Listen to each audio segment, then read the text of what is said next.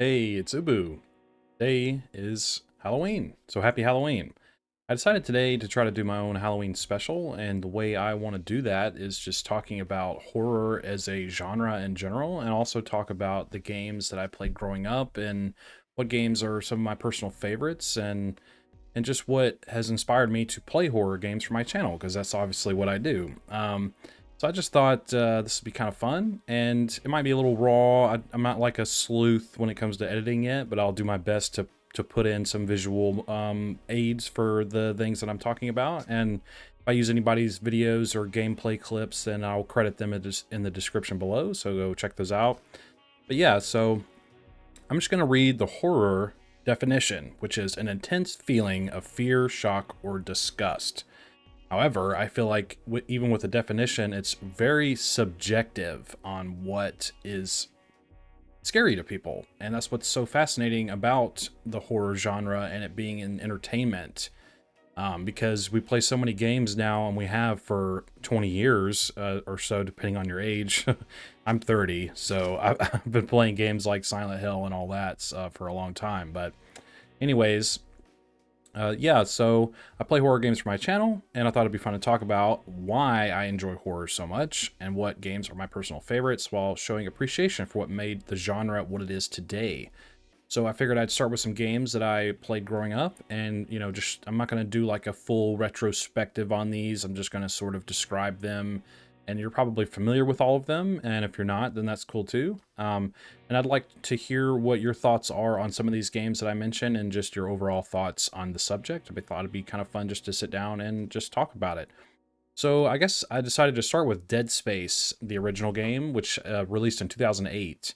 And I have a lot of fun memories of playing these games where it was just over the shoulder, like clunky and just dark, and just a very different sort of game that I was used to playing at the time, because I grew up playing games on the PlayStation, and they're mostly like fighting games like the Dragon Ball Z games, or Spyro the Dragon is one of my all-time favorite games. I love those games, especially the first three, but the first two are probably my favorite. Just great games.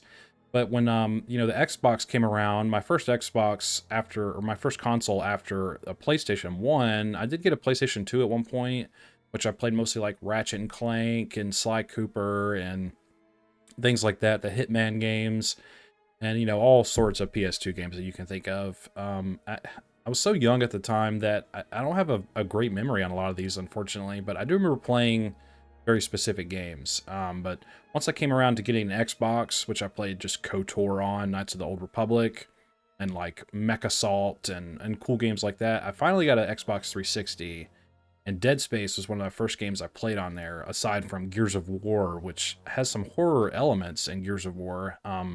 Especially the levels where you first fight the wretches, and like you come across the berserkers.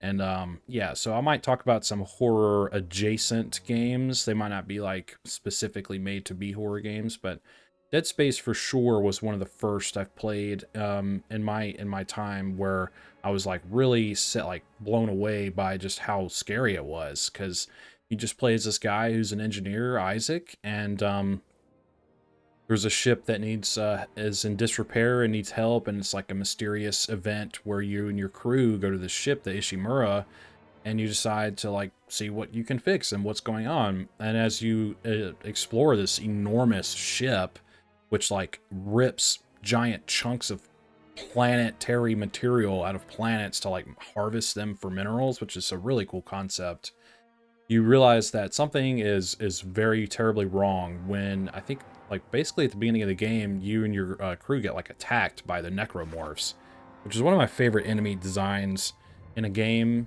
And I have played the Dead Space remake. I'll talk about that in a second. Okay, so yeah, the necromorphs being this, like, they're human by design, but the marker and its influence over people has like made them go mad and insane, and then it literally evolves their, like, hyper evolves their bodies into like weapons.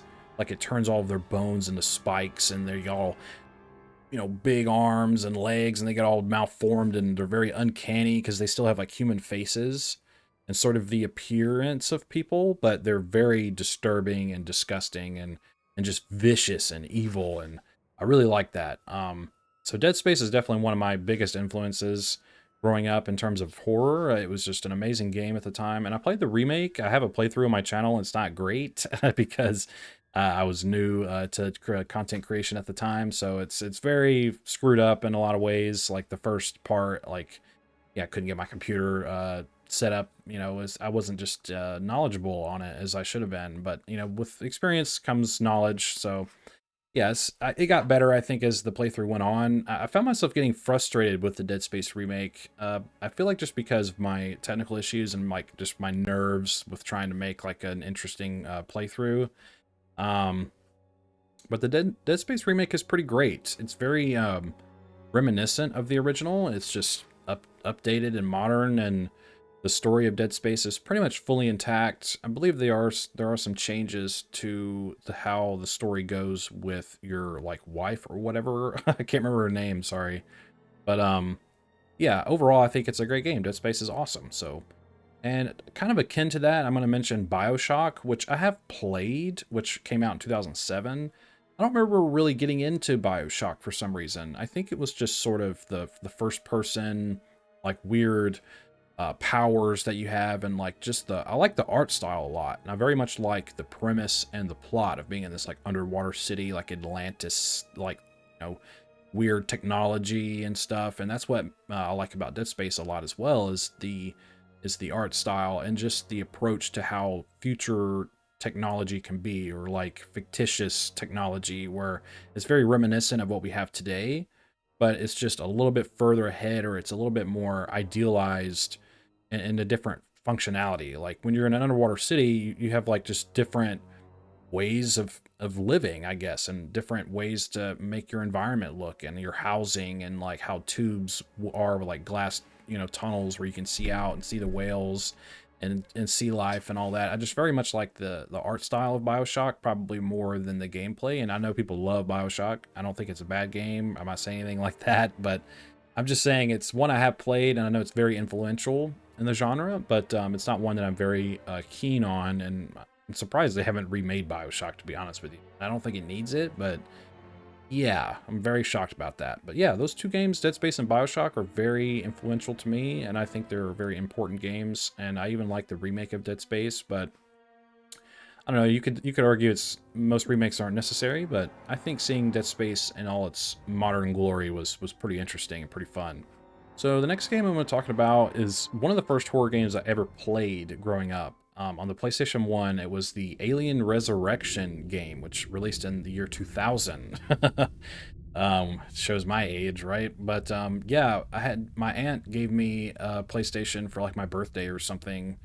I don't really remember, and I had like Spyro the Dragon, of course, but I somehow ended up getting Alien Resurrection, and my parents were like, well, he's too young to play a mature rated game, there's blood. But I was watching those movies, the Alien movies and stuff like that, when I was that age, and I remember playing Alien Resurrection, and that game was like really scary, because the music, the sound design, and just the first person perspective was very new to me. Like, I had never played a game like that before. So when you play a game like that for the very first time in your life, especially back when you're like a 90s kid, it's very jarring. It's more of a shooter than anything, but it has horror elements, because there's like the face huggers and stuff, you know, want them to grab you, and the xenomorphs, you know, chasing you around, and there's just blood and guts, and it's very gory, and I think it was a great game, and I wish they would make more games like that, like movie tie-in games, but that's probably a whole nother conversation we can have. But I remember playing a lot of movie tie-in games growing up, and I remember liking most of them. But Alien Resurrection is a hidden gem in my opinion. It may not have aged very well, and it might be one of the first times a game used like dual analog. I could be mistaken on that, because I remember reading an article about how the article was saying the controls are just like ahead of their time and like too difficult to understand, but it's like it's dual analog or something. So it was like, even back then, just going to dual analog like confused the heck out of people for some reason, because back in the day the PlayStation controller didn't have analog sticks, at least for a while. I remember playing with analog sticks, but maybe I picked it up in like sort of around that same time, and not like right when it released without the analog sticks. But yeah, Alien Resurrection on PlayStation, I highly recommend it. If you can somehow find it or emulate it or something, I would play it. I think it's really great. Because I know, like, Alien Isolation is really popular, and I never really played that game all that much. I didn't, maybe it was just the mood or something weird was going on with me at that time period, but I was very frustrated with the difficulty of that game with the human AI, and that's just like a get good moment, I understand, but I like the idea of there being an alien game where a xenomorph is very scary, just like very smart, where you have to like outwit it or hide from it and stuff. I've watched many people play that game, so I thought that was really cool. But Alien Resurrection is a very different game than Alien Isolation for sure.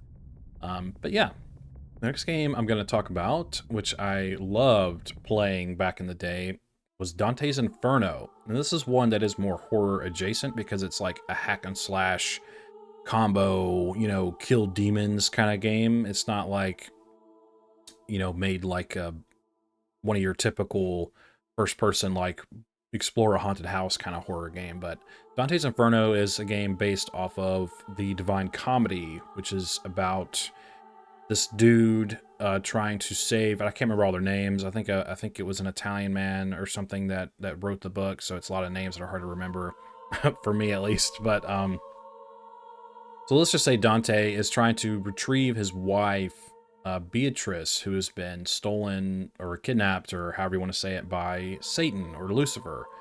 So Dante, being a crusader in the game, is basically killed at the beginning of the game, and then you fight death itself, and you steal his scythe. So you have this really cool, bony, it's like a big spine with a scythe on the end that can like change and stretch out and like turn into a point, or like all kinds of like really cool design with the scythe. And then you go after Beatrice and you descend into hell, and you go down each layer of hell, which in the Divine Comedy, I think there's 9 layers, 9 circles of hell. I might have that wrong, but you have like lust and greed and pride and envy and all that kind of stuff in the game. I don't think they use all of the deadly sins, but that's basically how they're sectioned out. So like when you're in the lust level, it's very promiscuous, a lot of nudity, and very suggestive and very gross and just disgusting. And then greed is all about like eating and gold and all this cool stuff. It's just, all the levels are very well made, I think. The combat, I think, is really fun and enjoyable. There's a lot of combos. You have like a dark, unholy tree set, like a skill set, and like a holy skill set. Then you unlock like special abilities that you can use, like a charge that shoots ice out. And then on top of having like your melee combat with the scythe, you have like your cross, which is like you just shoot out these big glowing crosses at enemies, and those can change and get stronger, and you can like charge up abilities. You can do like air combos, all sorts of cool stuff. So Dante's Inferno is one of my favorite games that I played growing up. It came out in 2010. I don't know if I already said that, but it's been out for a while, and I would hope that I hoped that game like that would have gotten a follow-up or like a remake or something, because I would just really like it. I'd like to have it like maybe look better, because the game probably still looks pretty good for its time. I don't know, I'd like to see a new installment of it or something like that, or continuation. But I will say, if you haven't played it or heard of it, it is extremely mature, a lot of blood and guts, and like talk of self-termination and gore and nudity and sexuality. It's extremely mature, but I recommend playing it if you're of the right age to play it. It's a very good game. And it's got some very interesting religious influences from the Divine Comedy, of course, because it is about heaven and hell and God and Satan and all that kind of stuff. You get to run across individuals in hell that are there for a particular reason, and you can like punish them or absolve them, and then that determines like what kind of experience points you get for your skill trees. It's very in-depth. It's very interesting. I like it a lot, so I highly recommend playing that. One of my favorite games.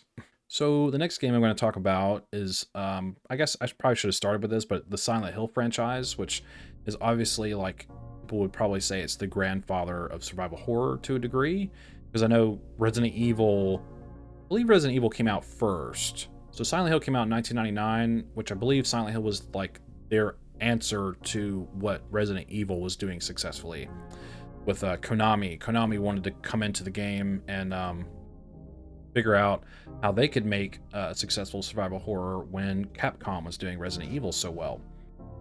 So yeah, Silent Hill was pretty great. I played the original, but I have very, very foggy memories of it, no pun intended. Um, because it's been so long. I remember playing it, but the one I've played the most is Silent Hill 2, which I'm doing a playthrough of Silent Hill 2 right now on my channel if you want to check that out. I haven't finished it yet, but I could probably finish it up in the next couple parts, but I'm having a good time with that. I was doing it to celebrate 100 subscribers, but I was taking my time with the game, and it's been great so far. But yeah, go check that out if you want to. So I played Silent Hill 1 and 2, never really played 3. I have the HD collection on Xbox, which I know is not the recommended way to play these games, because, you know, you can just emulate them or yada yada, you know, that all that stuff. I don't feel like doing that sometimes. I wish I could just play these games at, like, just on Steam or something. I think GOG.com has some Silent Hill games, if I'm not mistaken. I need to check that out. Anyways, so I never really played, I never really played Silent Hill 3. I've played some Silent Hill 4. I don't have enough memory of 3 and 4. To like say I don't think I've ever played them all the way through to really have an opinion on them. I know about them. I know what they're about. Of course, I've watched many retrospectives on these, especially by creators like Avalanche Reviews. Jared on there, he's pretty cool. He makes some great videos, and Max Darrett makes some great videos on Silent Hill as well. I've watched a lot of those just because I don't have the games. I don't own them, so I don't have the consoles that can play them, I don't think. So anyways, I'll stop rambling about that. So yeah, there are other games, obviously, like Silent Hill, like Resident Evil is very akin to Silent Hill in its own way. It's more about like zombies and evil corporations and stuff, which I didn't play much Resident Evil growing up. I do have some Resident Evil games. Like I have the Origins collection and Resident Evil 7, which I liked 7 a lot. I have Resident Evil Village, which I liked, but I might like 7 more than Village. Yeah. So that's pretty cool. And I played the Resident Evil 2 remake, which I liked a lot. I thought it was pretty good. I didn't play the Resident Evil 3 remake. And I know I'm kind of rambling about what I have played, what I haven't, but I feel like it's a, you know, maybe important context for my opinions on some of these things. But yeah, games like Siren look really awesome. And there are some other horror games like them that are very popular around the same time period. I just never had the opportunity to play them, and I hope I do one day. I don't know, with like some HD collections or something, or maybe there's other ways to play them that aren't like illegal or anything that you can tell me about. And I'd really appreciate that. Yeah.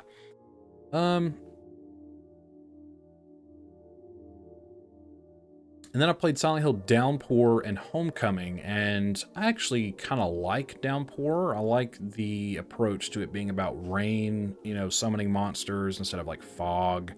I think the design of the Silent Hill town itself is very well done. It's just like a little town. It looks inviting, but also there's something mysterious. It's like a decent, you know, pretty decent soundtrack to go along with it. Pretty good atmosphere. It's just something with the writing and the story of Downpour that I'm not really for, and the monster design is super lacking with very frustrating combat. And I think that's what Homecoming has a problem with as well, that it has the bones and the structure of Silent Hill and what would be an interesting experience. But I didn't like the combat. I didn't really like the story all that much, but I mean, it's whatever. I just hope with the remake and the new games coming out that we're supposed to get for Silent Hill, like, really hit the mark. I'm not really sure what to think about Silent Hill 2 remake, because I'm playing through the game right now. And I'm playing through Silent Hill 2. One of my other reasons for doing it, or one thing that I'm trying to do while playing it, is to sort of have like a fresh memory of the game, and seeing what Bloober is able to recreate or emulate in the correct way in the remake, and then give them credit for it. Like, I don't want to nitpick things. I really try not to nitpick things with my channel, because I do give honest feedback and final judgments. Like, I give a game a final judgment when I play them. Like, I like to give feedback and constructive criticism to people and the developers. But we obviously live in a time now where when people see Silent Hill 2 Remake, they go, oh my god, it's made by Bloober, it's going to be the worst thing ever made, and we don't really know that yet. It hasn't come out yet. Now, the trailer is okay. I personally like the voice acting in the trailer by James. I think the trailer is a little too on the nose when it comes to what James is experiencing, which of course most of us that are playing or will play the remake will probably have already played the original game. That's like who the audience is. Like Silent Hill games are made for Silent Hill players. Now, of course, modern games, they try to bring, you want to bring in as many new players as you possibly can, of course, because you want to sell the game as many times as you can and make money. That's what a business does. I understand that. I just hope they didn't try to experiment with Silent Hill 2 because everyone remembers it in such a fond way. And also, we haven't had a Silent Hill game, mainline game, in like 11 years. So it's a bit worrisome, which I understand, but I wouldn't just say it's going to be the worst thing ever made, and I could be wrong, but I'd like to see it come out first before I have any like solid opinions on it. I just don't like how on the nose the trailer is, where James is in the bathroom and he's, oh, whoa, like he wasn't like that in the original. He's very aloof and very unbeknown to what's going on, just like, where am I? Where's Mary? She can't be here, huh? Like, which might be a product of its time with the voice acting and stuff, but I like that about the original game. I like that it's weird and it doesn't tell you anything really what's going on until towards the end of the game, and it reveals the big twist, of course.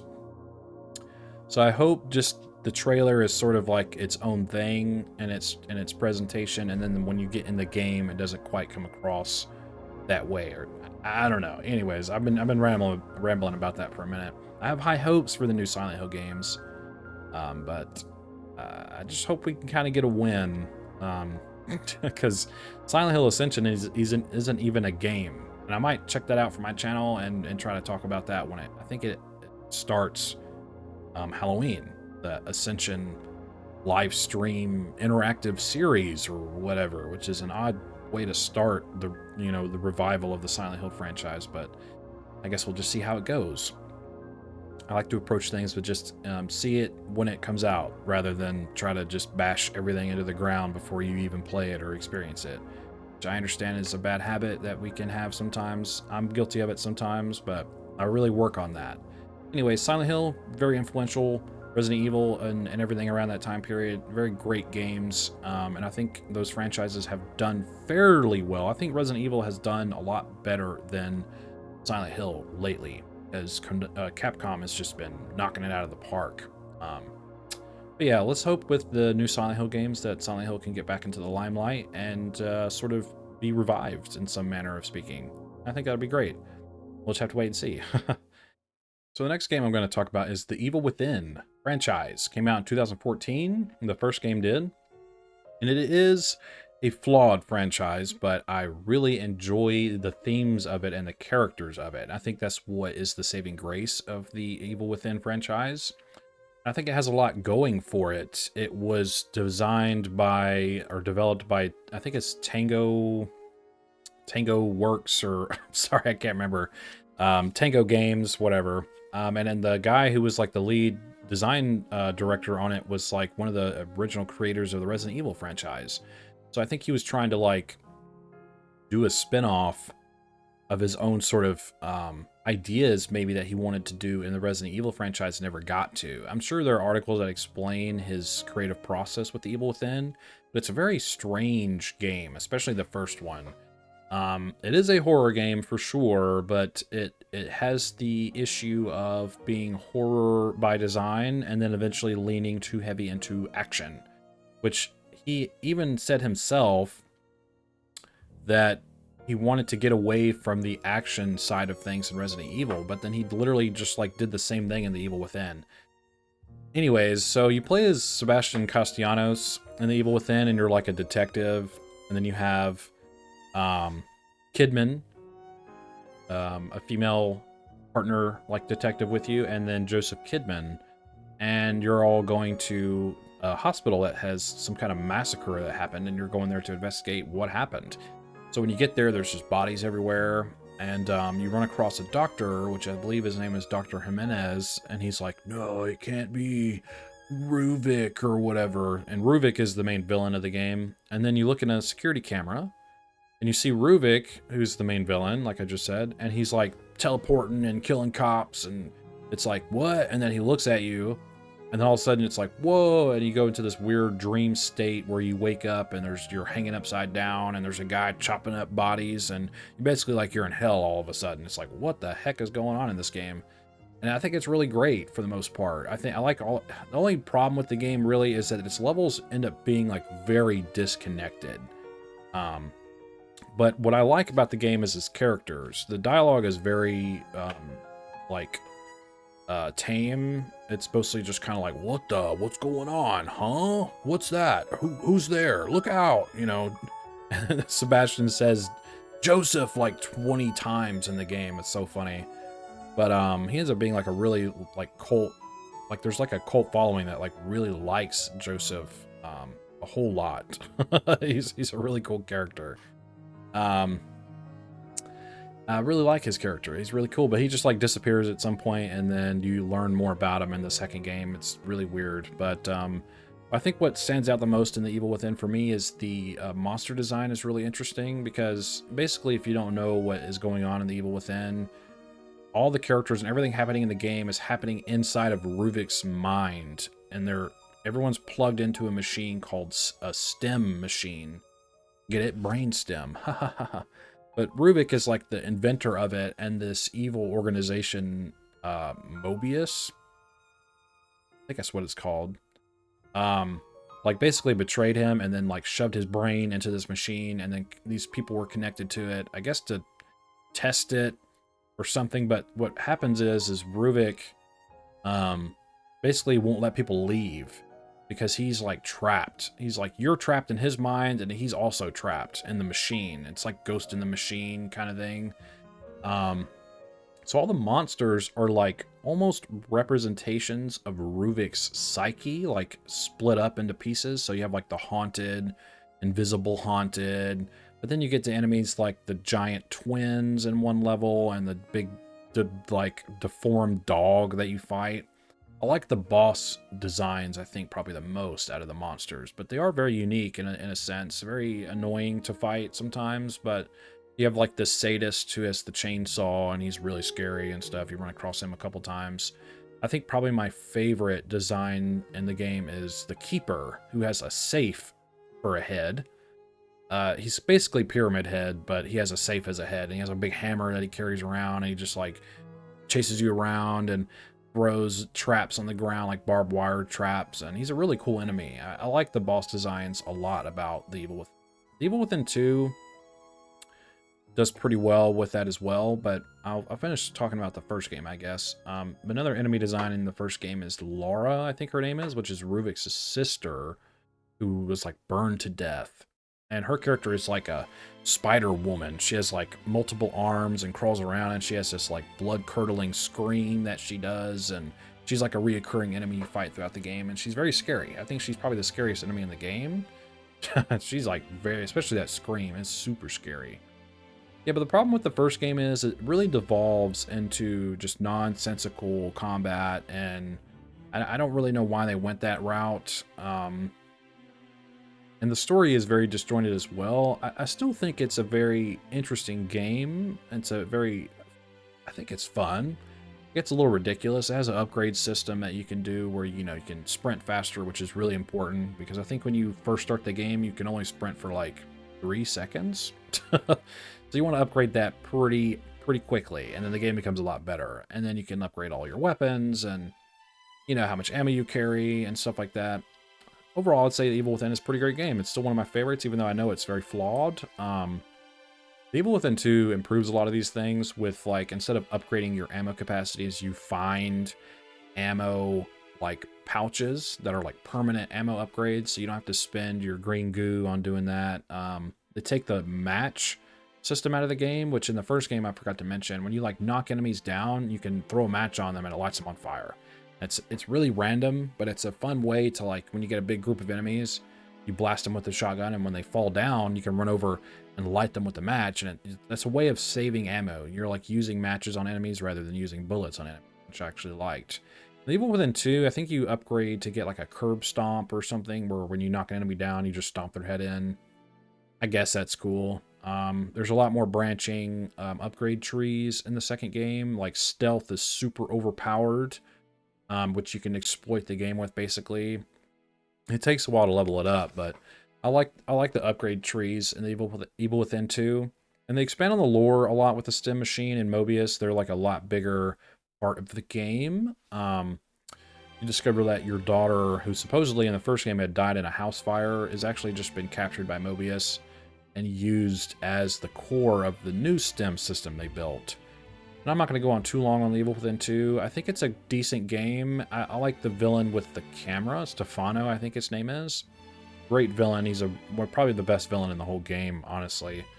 I just don't like a lot of the voice acting in the second game. I don't.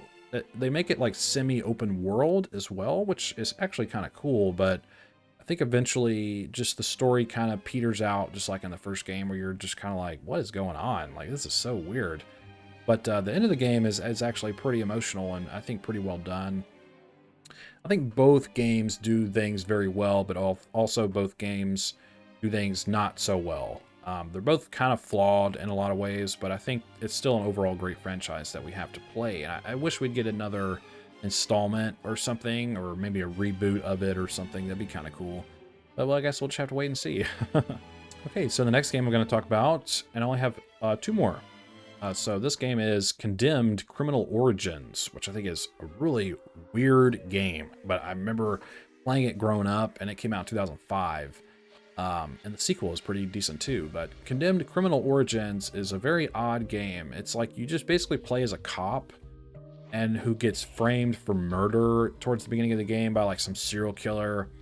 And then you have to like basically explore the city like level by level. It's more of a level like linear game than others that we have nowadays, but and there's like just crazy people trying to kill you, and you can like pick up weapons from the environment like steel pipes, and you can eventually get guns too, but there's very limited ammo on them, so they basically incentivize having melee combat to be the focus.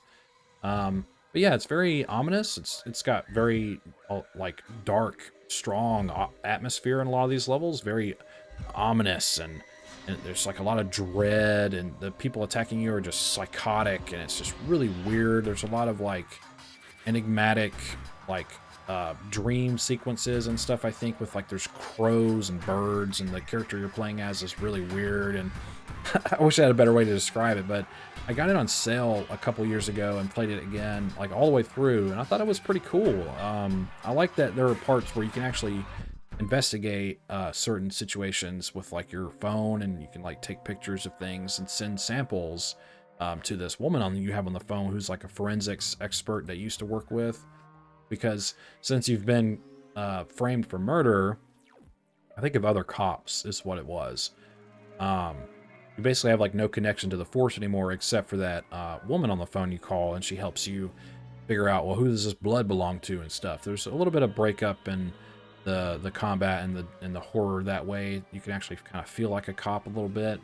The ending is really weird. I think there is like a choice at the end of the game you can make for different endings, but overall I would highly recommend Condemned, and the sequel Condemned to Bloodshot is actually pretty good too. It's a completely different sort of story than the first game, but I think they're both great games. One of my favorite things about the second game is the bear, and if you know what I'm talking about, you know what's up. So yeah, check out Condemned Criminal Origins if you haven't. It's very much a slow burn kind of game, but I think it's very fun. I would go check it out. So the last game I'm going to talk about that I loved playing growing up, and it was one of my all-time favorite horror games, which you could say it's horror adjacent and not really a horror game, but it's Luigi's Mansion. Okay, I love that game. It came out in 2001 on the GameCube. It's really fun.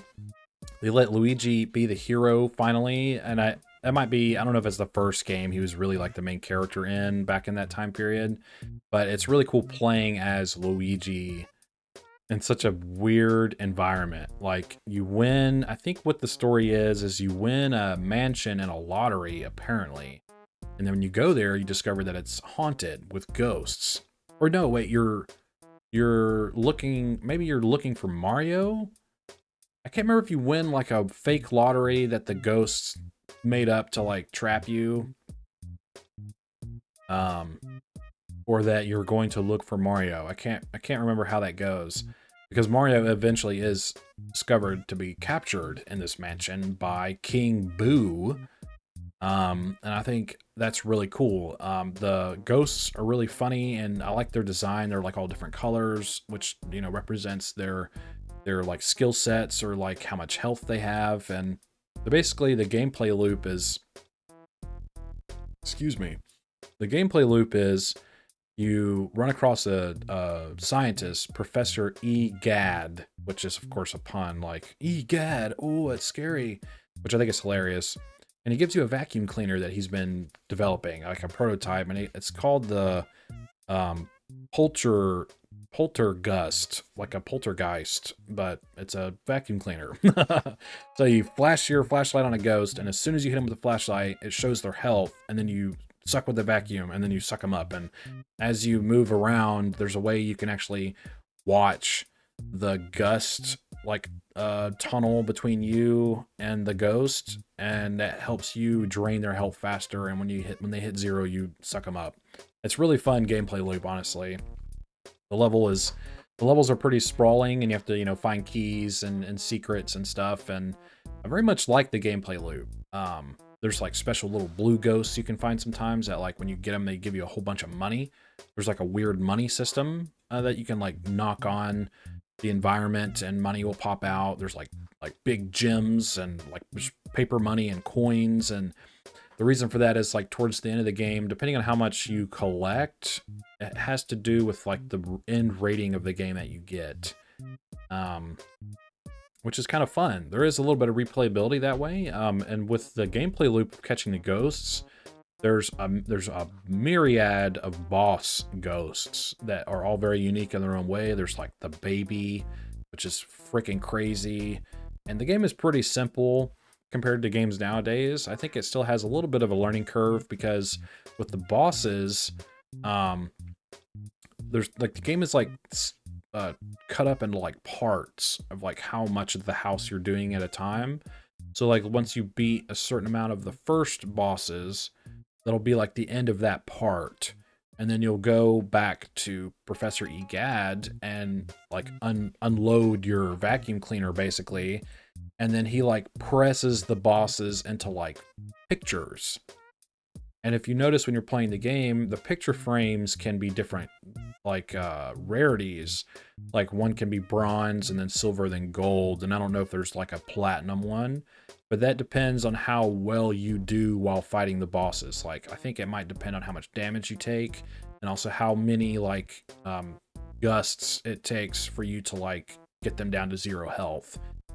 Which I think is really cool. So if you try to get all of those like gold and everything as high as you can, you'll get like the best ending, more or less. And there's probably a lot more to it than that I understand. But Luigi's Mansion is just a really fun game. It's really great. It's replayable. It has great environment. It has great music. I like the story, even though it's like a Mario game, so the story isn't like crazy. But yeah, I have it on GameCube up behind me somewhere there. Yeah, so that's pretty cool. Luigi's Mansion is a fun game. I can't say much more about it, I don't think. There's some cool bosses, some cool twists, like the boos that you have to hunt down. I'm actually wearing a boo shirt. It's mirrored, so it says oob, but you know, you get the drift. I love Boo. I guess he's my favorite character from Mario. I like the Boo ghosts. Yeah, but I never really played the sequels, unfortunately, but I do know that Luigi's Mansion 2 HD is coming to the Switch sometime next year, so I might check that out. It might be fun to play. Maybe not for my channel, but I think it'd be fun to jump back into, because I really like Luigi's Mansion, and I recommend playing it if you can get your hands on it, because it is maybe only for GameCube. I don't know if you can play it like on the 3DS or something like that, but yeah, one of my all-time favorite games. Very cool. Okay, I know I've been talking for a while. I think, I hope I've done this pretty well, where feel like I've been talking kind of fast, and I'm just trying to get everything out of my mind in a particular way. And I haven't done very many videos like this, so I hope it's been enjoyable to listen to so far, and just to hear my thoughts and opinions on these sort of games and what I played growing up. So I think real quick, I'll just talk about a couple more things, like the modern sort of horror games we get nowadays, which I'll just briefly talk about. I've played mini games on my channel so far. I've got about 90 videos. Some of those are multi-part from my playthroughs of Dead Space. I need to finish Resident Evil 4 Remake. I just stopped playing that for some reason, and I'll try to get back into just finishing that up because I like to finish what I start. But we are getting a lot of remakes, which I think is fine, because I think sort of what I was talking about with Silent Hill earlier, the game preservation we have nowadays is all just terrible, pretty much. Like even the Metal Gear Solid collection that just came out, apparently people really don't like all that well, which is unfortunate, because I want everything to do well. I want everybody to have fun. But with modern games and having so many remakes, the reason I don't think it's a bad thing is because, like, it makes it to where we don't have to jump through 100 loops to try to play the originals. Like, maybe with Dead Space isn't as difficult to probably get as like Resident Evil 2 on PlayStation or PlayStation 2, whatever it was on, because you have to buy the game from some used game store or from eBay or something, which is like risky as hell. But a lot of vintage games, if you even want to call them vintage, have become so collectible because like everybody's a collector now, because it's like that was our childhood, which makes sense. People have a lot of sentimental value of these games, and like myself, I didn't take care of my games very well at all growing up. I've lost or got rid of or sold or did something really stupid with most of them. Like I have the Twilight Princess case behind my head there, but it doesn't have a game in it. I have no idea what I did with it. And I really, it's one of my biggest regrets is just not taking care of my games and stuff. And that's my fault. But still, all these years later, it's really hard to play these games without like buying $100 copy of Silent Hill and then buying a whatever $120 PlayStation or something, depending on where you are. When most people would just rather play like a new port, like HD, whatever, or just port the game. It doesn't even have to be remade or anything. Just port it to Steam or some modern console that we can play, and it's all good. People would pay $50 for that, or whatever, $40, or hell, even $60. A lot of people would play, because that's a lot cheaper than buying $200, $300, $400 worth of old consoles and discs. Like I was at a store where they sell mostly like used. Everything in the store is basically like donated, like all the books, all the games, all the movies, like all the consoles and everything. And they have a case where they keep like their more valuable things, so they're not in the open for people to like steal or whatever. But they had like all the first 4 Silent Hill games, and I was like, oh, excuse me, like, can I look at how much these games are? And Silent Hill 2 was like $128 or something. They were all like over $100. And I just can't afford that, because then I don't even have a PlayStation 2 that functions. Anyways, it's a bit of a rant, but modern games, remaking games, I think is okay until we can get game preservation where it needs to be. Because, man, basically I'm just tired of that, personally. I don't mind a lot of the games that I play. I actually liked pretty much all the games that I've played. I try to be very positive about things, but also very honest and constructive when I do criticize them. One of the best games I've played in a while in modern times is The Mortuary Assistant, which is an indie game. It's amazing. It's a great game. Because it's being basically made by one guy. Very in depth when it comes to its like haunt system and the scares and the gameplay loop of embalming bodies and stuff. Very impressive. I highly recommend playing it if you haven't. It's been out for a while now, but I have several videos on it on my channel where I get all the endings in the game so far, and I might play it again soon. I know there's like a Halloween update as I'm making this video, which I haven't done yet, but maybe I'll upload a video of that before this even comes out. I don't know. So we'll see. Another thing I've been really into in modern games, and this might not interest a lot of people, but it's the liminal space games. I think are really cool because I don't know, growing up with all the games that I said, and even the recent games that I've played, where they're very um, maybe too reminiscent of a very like particular formula of horror, where it's like you get to a strange place, scary things start to happen, things jump out at you, and then like the game ends with either you dying or you like killing the ghost or whatever, escaping. Very formulaic, I feel like, which makes sense because it's something we're familiar with. So that usually works. It just really depends on the inner workings of the presentation of it and the atmosphere and music and story and characters over just like what the typical thing you would normally do in a horror game is. You can really develop a simple concept into something even better if you just try it a particular way or you put your own spin on it, is what I'm saying. That's why I enjoy playing all of these horror games, especially made by indie developers, is because I get to see everyone's take on what they find scary and what they want other people to experience. Like seeing their vision is very interesting. But liminal space games are so strange to me because the games almost have nothing happening in them. And I think that's what's really unique about them. They're like the opposite of like a haunted house game, because the game is interesting to me and has appeal to me as a horror game, is the fact that there is nothing happening. It lets your mind wander too much. Like I've played a couple of really great liminal space games, and one of my favorites is Dream Core. And that game is so impressive. There's only one level in the game, which is the pools. I have a video on that if you want to go watch it. And you can just wander around in this level forever. I feel like it's just impressive as hell. But the fact that there's nothing happening most, like 99% of the game, is what makes it scary and interesting to me.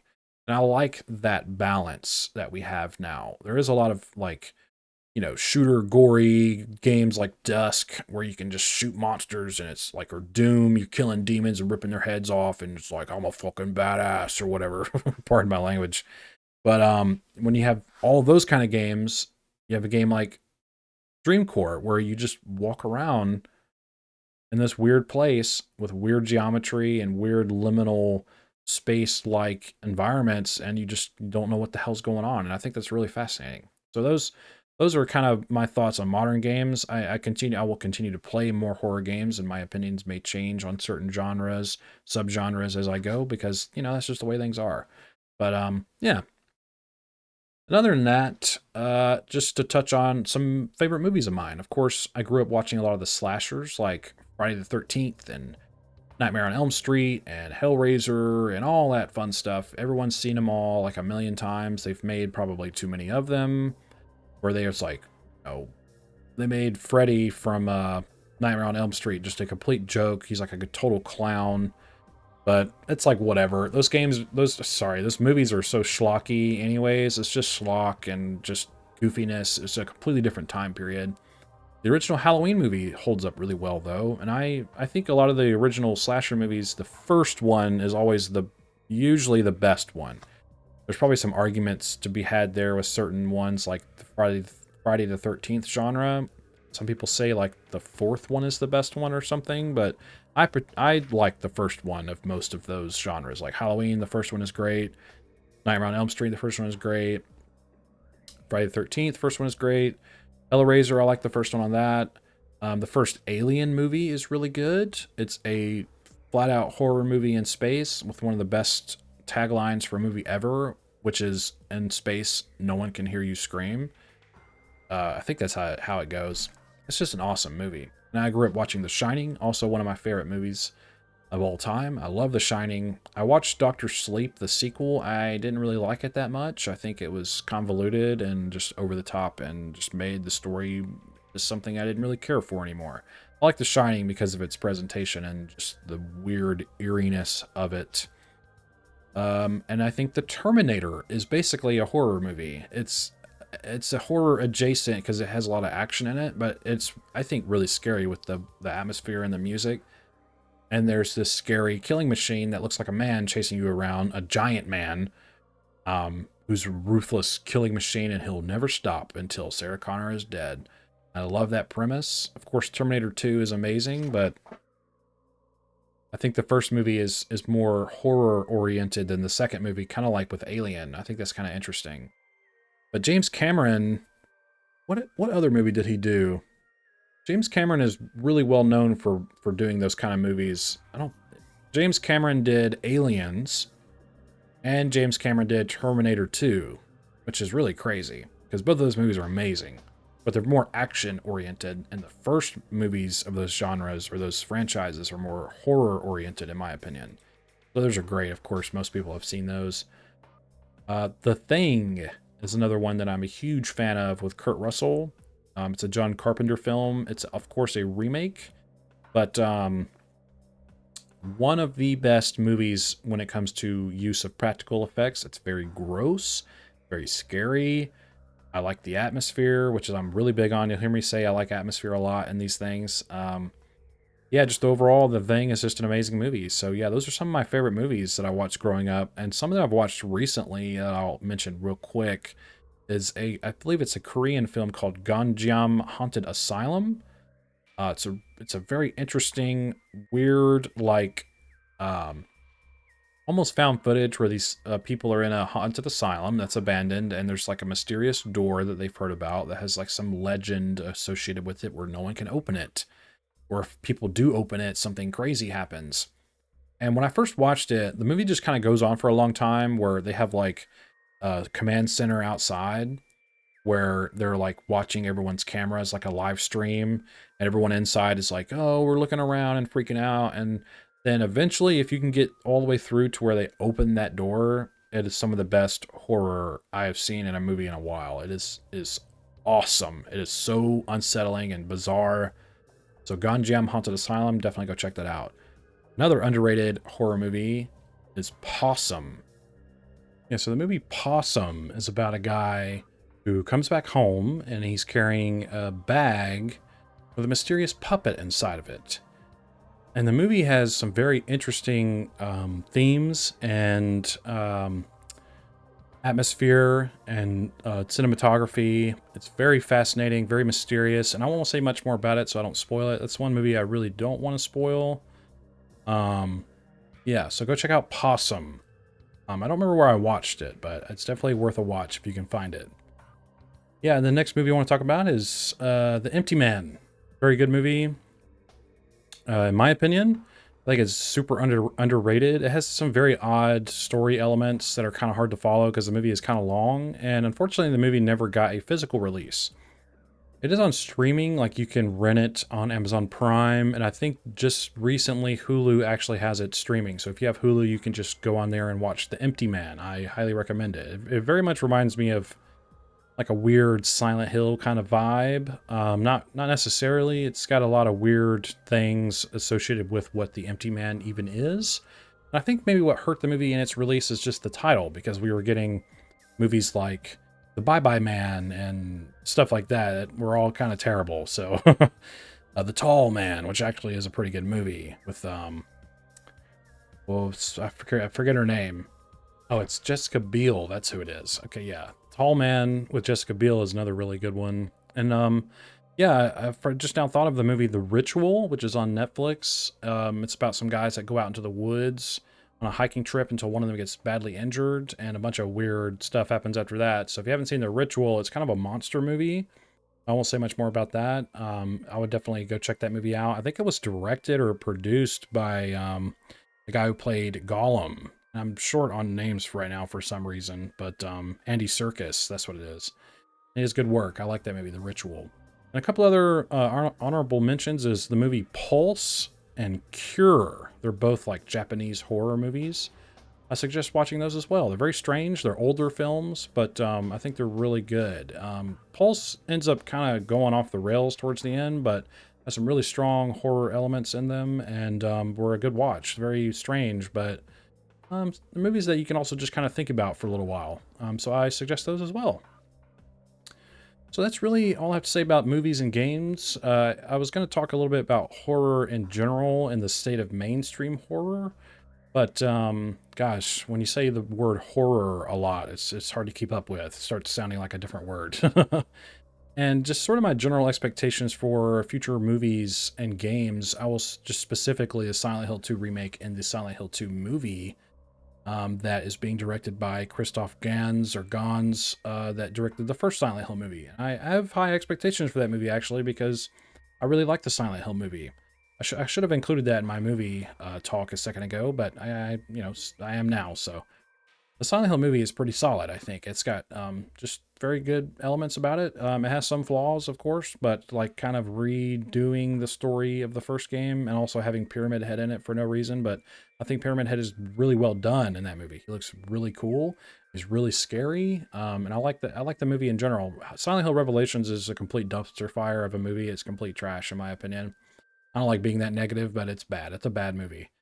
But yeah, I hope games like Silent Hill 2 Remake and the new Silent Hill games kind of live up to their expectations, which may be impossible expectations from some people, but I want to get some good horror games going. I want some good mainstream games to like kind of go outside the box a little bit because mainstream horror is very formulaic and very predictable, and we've had it and seen it and played it a million times.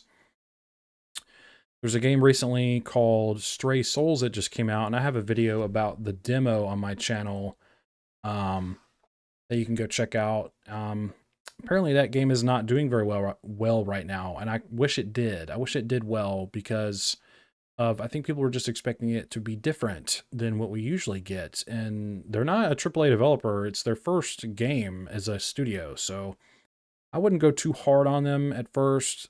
Just see how they're able to take your feedback for that game if you've played it, and see if they can maybe fix it a little bit and take your feedback into consideration when doing updates or a future title. I think for a game studio to have a maybe Stray Souls might be a bit too ambitious because it's Unreal Engine 5, so it's been having which isn't inherent to Unreal Engine 5, but it's been having a lot of bugs and issues like that. Maybe it wasn't play tested enough, or they had issues with optimization. The score of the game is done by Akira Yamaoka, who did the score for Silent Hill, so they somehow got him on board.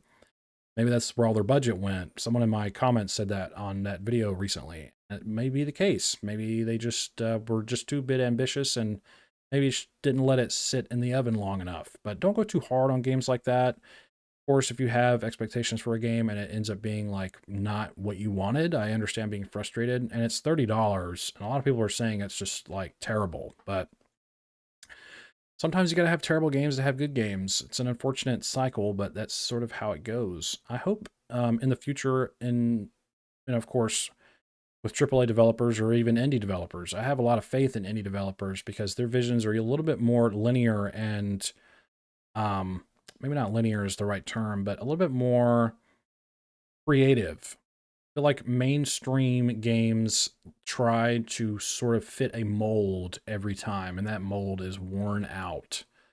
And I guess you could say that about most horror games. They're all virtually the same in a lot of ways, but it's really important of how you write your game and make it immersive and even make it scary. I think scary isn't what, people really used to think it was. Like Silent Hill 2 is scary because it's just so dreadfully sad and awful. Like the experience of the world that you're going through and the characters and what they're dealing with is just scary because it's what people have dealt with in real life to a degree. It's kind of real to a degree. Um, but yeah, I think I have high hopes either way with all these new games coming out. I'd like to see more about the new Silent Hill games because it's been kind of quiet about them lately. We haven't really gotten any updates on them, unfortunately. But yeah. Um, so I think the state of horror in the genre and how games are going and movies are going right now is in a decent place. I think movies are in a worse place than games, personally, because games I feel like are made so often by so many different people that you're able to sort of pick what you like the most and stick to that. They had the horror game showcase recently that I can leave a link to, or like something that you can go find and watch for yourself. I had a whole lot of games you can go check out the trailers for and everything if you're interested in that. And yeah, I haven't really, a lot of horror movies that I watch are really experimental and weird and generally they were kind of older movies like Pulse and Cure, and even the Silent Hill movie. It's been out for a long time, but yeah, I'd say we're all doing pretty good. I hope everyone that's doing any development on horror games keep with their vision and do your best. And I wish you all the best with your games and their success. And my channel isn't designed to critique people to make them feel bad. It's to hopefully give people feedback and to make some adjustments if they, feel free to listen to me. Or I also respect people sticking with their vision and just trying to fine tune it. I think criticism nowadays needs to be more constructive with a lot of these situations and a lot of these games because there are so many of them. I think we need honest, constructive criticism, which I tried to do my best with. I know I'm not perfect yet. I still have a lot to develop for my channel in terms of just the way I speak and how I tell my thoughts. So we'll just continue doing that because I have a lot of fun doing this, and I enjoy all the people who watch and subscribe and um, comment and interact and share their thoughts. I really appreciate that. So yeah, that's really all I have to say about this today. Happy Halloween. And if you have any comments on anything that I've said today, even though it may be a bit sporadic and quick, I mean, I was kind of just rambling, but like I said, I'm not like an editing sleuth. Maybe I could work on that, but I think me doing videos like this is helping me get some experience with this sort of structure of video. And this is just for fun. It's just for Halloween. It's just one day. But I do want to improve more and more as I continue with my channel. And yeah, I hope you can see that I'm trying. And yeah, I'm having a good time with it. So if you're interested in what I've talked about or my channel or what I play or anything like that, you can subscribe and like and comment and share the video. And I really want to hear your thoughts and what games you grew up with and what games have always been your favorite or games you wish you could play but are hard to find. I'd like to hear about all of that. Please let me know, and then we can have a conversation about them. So yeah, like I said, happy Halloween. I hope you enjoyed my video, and that's all I have to say about it. So thanks for hanging out with me, and I'll see you in the next one.